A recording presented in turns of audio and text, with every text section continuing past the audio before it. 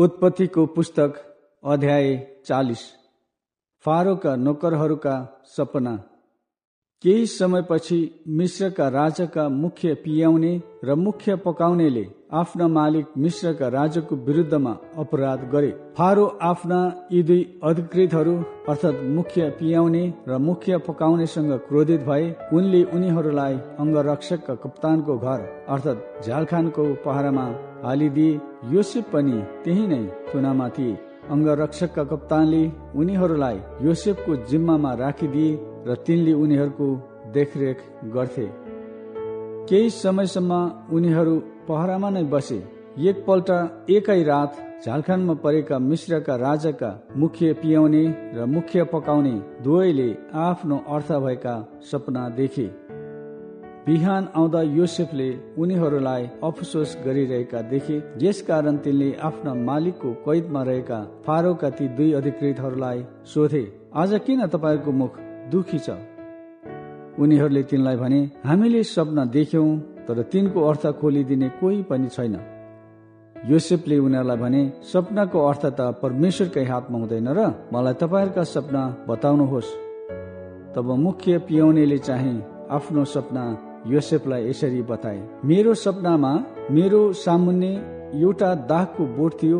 दागको बोटमा 3वटा हाँगाहरू थिए। त्यसमा टुसा पलाएपछि फूलहरू पनि ढकमक्क लागे र दागका झुप्पाहरू लटरम्म भएर पाके। फारोको कचौरा मेरो हातमा थियो र मैले दागले निचोरेर फारोको कचौरामा हालेँ र त्यो कचौरा फारोको बाहुलीमा टक्राएँ।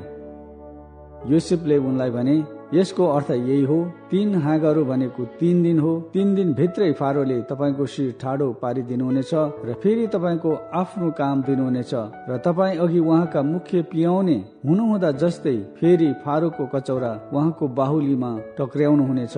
तर जब तपाईँको भलो हुनेछ तब मलाई पनि सम्झनु होला। कृपा गरी फारोसँग मेरो विषयमा कुरा उठाएर मलाई यस झ्यालखानबाट निकालिदिनु होला, किनकि मलाई वास्तवमा हिब्रूहरूको देशबाट चोरी गरेर ल्याएको हो र यहाँ पनि झ्यालखानमा पर्ने काम मैले केही गरेको थिइनँ।